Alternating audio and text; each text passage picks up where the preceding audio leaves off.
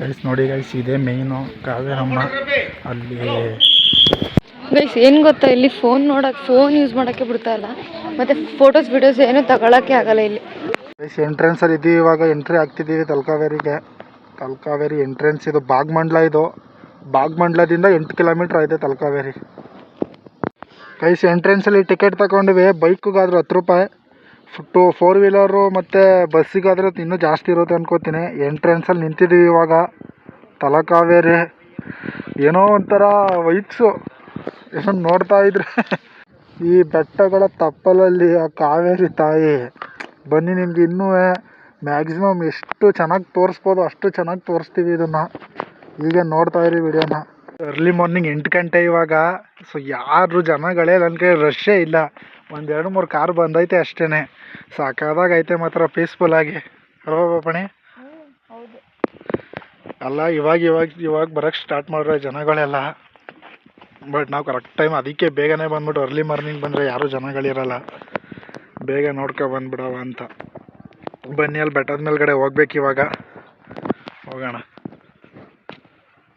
Guys. ಬಂದಿದ್ದೀವಿ ಇಲ್ಲಿ Talakaveri reach ಆದೋ ದೇವಸ್ಥಾನ ಹತ್ರ. ಪಾರ್ಕ್ ಮಾಡಿದ್ದೀವಿ ಗಾಡಿ ಪಾರ್ಕ್ ಮಾಡೋಕ್ಕೇನೂ ತೊಂದರೆ ಇಲ್ಲ. ಇಲ್ಲಿ ಪ್ಲೇಸ್ ಐತೆ ಚೆನ್ನಾಗಿ. ಅಲ್ಲೆಲ್ಲ 4 ವೀಲರು. ಈ ಬ್ಯಾರಿಕೇಡ್ ಒಳಗಡೆ 2 ವೀಲರ್ ಬಿಡ್ತಾರೆ. ಇಲ್ಲಿ ಎದುರುಗಡೆನೇ ಪೊಲೀಸ್ ಸ್ಟೇಷನ್ ಐತೆ. ಏನೇ ಒಂದು ಪ್ರಾಬ್ಲಮ್ ಆದ್ರೂ ಇಲ್ಲಿ ಗಾಡಿ ಪಾರ್ಕ್ ಮಾಡಿದ್ದೀವಿ. ಇದೇ ನೋಡಿ ಎಂಟ್ರೆನ್ಸು. ಇವಾಗ ಶೂ ಎಲ್ಲ ಇಲ್ಲೇ ಬಿಚ್ಚಿಬಿಟ್ಟು, ಶೂ ಬಿಡೋಕ್ಕೂ ಜಾಗ ಐತೆ ಇಲ್ಲಿ. ಎಲ್ಲ ಶೂ ಬಿಟ್ಬಿಟ್ಟು ಅಲ್ಲೇ ನೀರು ಐತೆ, ಅಲ್ಲಿ ಕೈಕಾಲು ತೊಳ್ಕೊಂಡು ಎಂಟ್ರೆನ್ಸಲ್ಲಿ ಎಂಟ್ರಿ ಆಗೋದು ಇವಾಗ. ಒಳಗಡೆ ಹೋಗ್ತಾ ಇದ್ದೀವಿ ಇವಾಗ. ಎಂಟ್ರೆನ್ಸಲ್ಲಿ ನಿಂತಿದ್ದೀವಿ. ಮೆಟ್ಲು ಎತ್ಕೊಂಡು ಹೋಗ್ಬೇಕು. ಏನೊಂದು 100 ಸ್ಟೆಪ್ಸ್ ಇರ್ಬೋದು. ಹೋಗೋಣ. ಫೆವಿಕಿಕ್ ಹಾಕಿದ್ದು ಗೈಸ್. ಇಲ್ಲಿ ಒಂಥರ ಗುಡ್ ವೈಸ್ ಬಂದೈತೆ ಅನ್ಕೊಂಡಿದ್ದೀನಿ ನಾನು ನೋಡ್ತಾ ಇದ್ರೆ. ಥರ ಏನೋ ಮನ್ಸಿಗೆ ನೆಮ್ಮದಿ ಅನ್ನಿಸ್ತೈತೆ ಗೈಸ್. ನೋಡಿ ಗೈಸ್, ಇದೇ ಮೇಯ್ನು ಕಾವೇರಮ್ಮ. ಅಲ್ಲಿ ಗೈಸ್ ಆ್ಯಕ್ಚುಲಿ ಏನಾಯಿತು ಅಂದರೆ ಇಲ್ಲಿ ವಿಡಿಯೋ ಮಾಡೋಕ್ಕೆ ಬಿಡ್ತಿಲ್ಲ. ಸೊ ಹೆಂಗೋ ಮಾಡಿ ವಿಡಿಯೋ ಮಾಡ್ತಿದ್ದೀವಿ. ನಿಮಗೆಲ್ಲ ತೋರಿಸೋಣ, ಫುಲ್ ಇದನ್ನೆಲ್ಲ ಎಕ್ಸ್ಪ್ಲೋರ್ ಮಾಡೋಣ ಅಂದ್ಕೊಂಡೆ. ಬಟ್ ಹೇಳ್ತೀನಿ ಎಲ್ಲನೂ ಇದ್ರ ಬಗ್ಗೆ, ಇತಿಹಾಸದ ಬಗ್ಗೆ. ಇದು ಹೇಗೆ ಬಂತು ತಲಕಾವೇರಿ. ಗೈಸ್ ಏನು ಗೊತ್ತಾ, ಇಲ್ಲಿ ಫೋನ್ ಯೂಸ್ ಮಾಡೋಕ್ಕೆ ಬಿಡ್ತಾ ಇಲ್ಲ, ಮತ್ತು ಫೋಟೋಸ್ ವಿಡಿಯೋಸ್ ಏನೂ ತಗೊಳಕ್ಕೆ ಆಗಲ್ಲ ಇಲ್ಲಿ. ಅಲ್ವಾ ಪಾಪ? ಗೈಸ್ ಇಲ್ಲಿ ಫೋಟೋಸ್ ವಿಡಿಯೋಸ್ ಏನೋ ತಗೊಳಕ್ಕೆ ಬಿಡ್ತಿಲ್ಲ. ಹಲೋ ಇಲ್ಲ, ಬಟ್ ತೊಂದರೆ ಇಲ್ಲ, ವಿಡಿಯೋ ಮಾಡಿದ್ದೀವಿ. ಹೆಂಗೋ ಬಚ್ಚಾಯಿಸಿ ಅವ್ರನ್ನ ವಿಡಿಯೋ ಮಾಡ್ಕೊ ಬಂದೆ ನಾನು.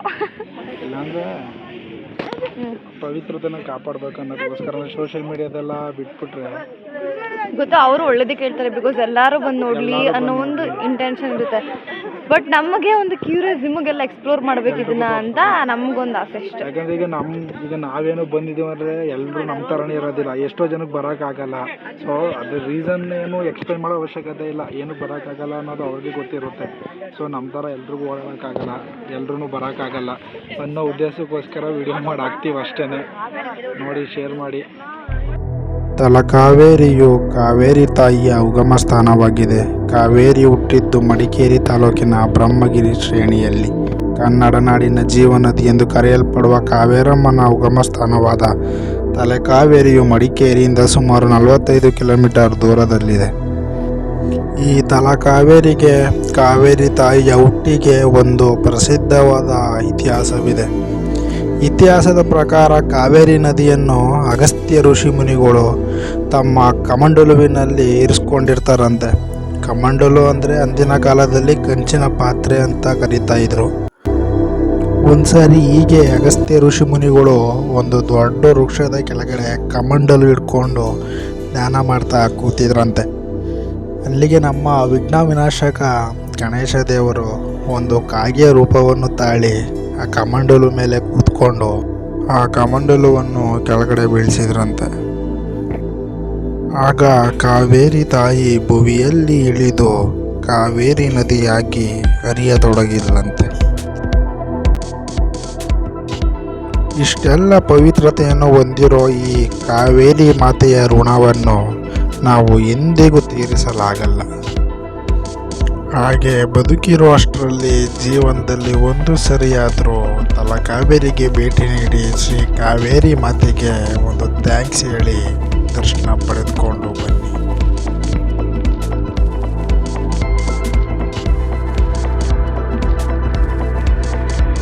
ಗೈಸ್ ನೋಡಿದ್ರಲ್ಲ, ಇದಿಷ್ಟು ತಲಕಾವೇರಿ ಬಗ್ಗೆ ಇರುವ ಮಾಹಿತಿ, ಇದ್ರ ಇತಿಹಾಸ ಮತ್ತು ಇದು ಏನು ಹುಟ್ಕೊಳ್ತು ಅನ್ನೋದನ್ನ ಹೇಳಿದ್ದೀವಿ. ಎಲ್ಲ ತಲಕಾವೇರಿ ಬಗ್ಗೆ ಐತೆ, ಈ ಥರ ತಲಕಾವೇರಿ ಹುಟ್ಟೈತೆ.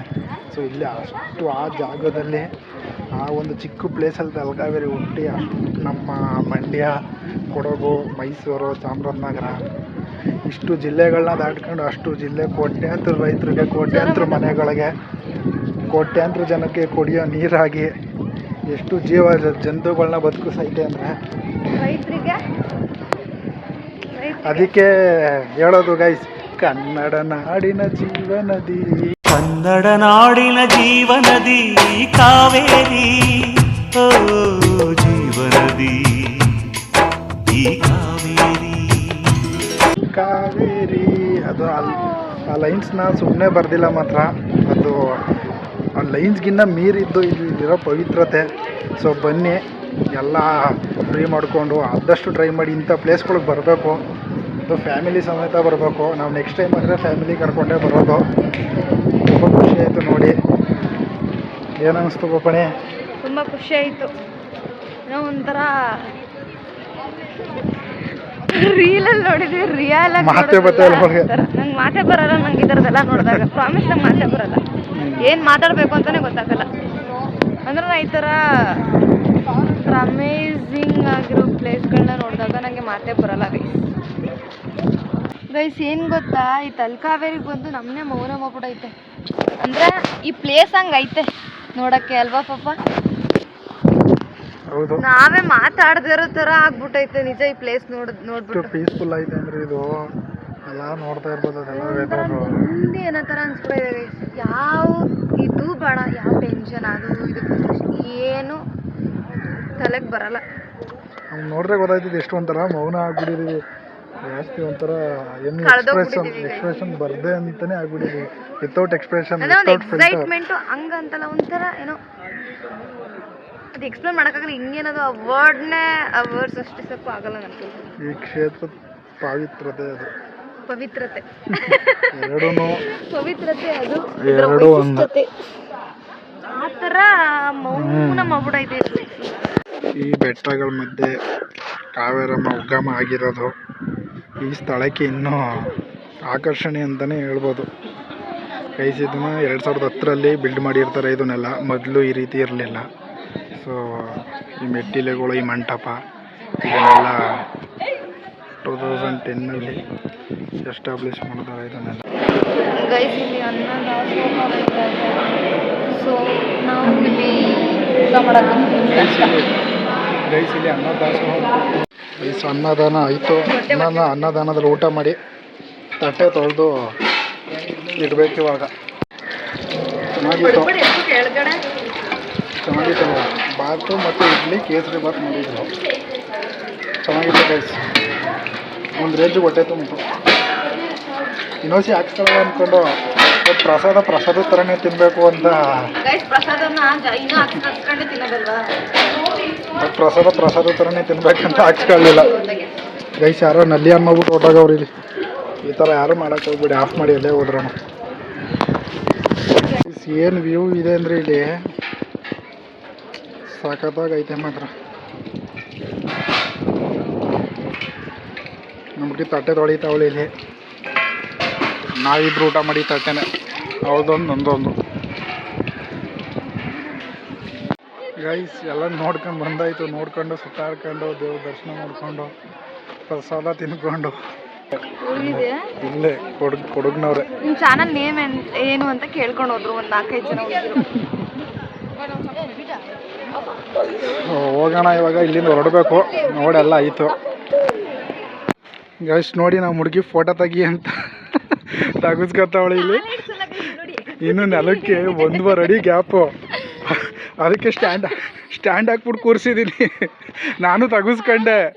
ಅದಕ್ಕೆ ನಿನಗೂ ತಗೊಡ್ತೀನಿ ಬಾ ಅಂದೆ, ಬಟ್ ಇಲ್ಲಿ ಖಾಲಿ ಇಟ್ಕಲ್ವಲ್ಲ, ಅದಕ್ಕೆ ಸ್ಟ್ಯಾಂಡ್ ಹಾಕ್ಬಿಟ್ಟು ಕೂರಿಸಿದ್ದೀನಿ, ಸ್ಟ್ಯಾಂಡ್ ಹಾಕ್ಬಿಟ್ಟು ತಗೊಳ್ಳೋಣ ಅಂತ.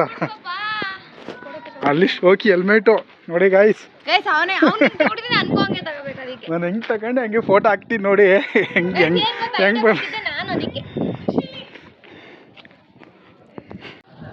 ಗೈಸ್ ತಲಕಾವೇರಿ ಎಲ್ಲ ನೋಡಾಯ್ತು. ಇವಾಗ ಒಳಗಡೆ ದೇವಸ್ಥಾನ ಪ್ರಸಾದ ಎಲ್ಲ ತಿಂದಾಯ್ತು, ಆಚೆ ಫೋಟೋ ಶೂಟ್ ಎಲ್ಲ ಮುಗೀತು, ಮುಂದೆ ಆರ್ಚ್ ಹತ್ರನೂ ಫೋಟೋಸ್ ಎಲ್ಲ ತಗೊಂಡು ಇವಾಗ ಇಲ್ಲಿಂದ ಹೊರಡ್ತಾ ಇದ್ದೀವಿ. ಇವಾಗ ಅಲ್ಲಿ ಭಾಗಮಂಡಲ ಹತ್ರ ತ್ರಿವೇಣಿ ಸಂಗಮ ಐತೆ, ಅಲ್ಲೊಂದು ರೌಂಡ್ ವಿಸಿಟ್ ಮಾಡಿಬಿಟ್ಟು ನೆಕ್ಸ್ಟು ಗೊತ್ತಿಲ್ಲ ಎಲ್ಲಿ ಹೋಗೋದು ಪ್ಲ್ಯಾನ್ ಇಲ್ಲ, ಫಸ್ಟ್ ಮಡಿಕೇರಿ ಸಿಟಿ ರೀಚ್ ಆಗ್ತೀವಿ, ಆಮೇಲೆ ಪ್ಲ್ಯಾನ್ ಮಾಡ್ಕೊಂಡ್ರೆ ಆಯಿತು. ನೋಡೋಣ ಏನು ಅನ್ನಿಸ್ತು.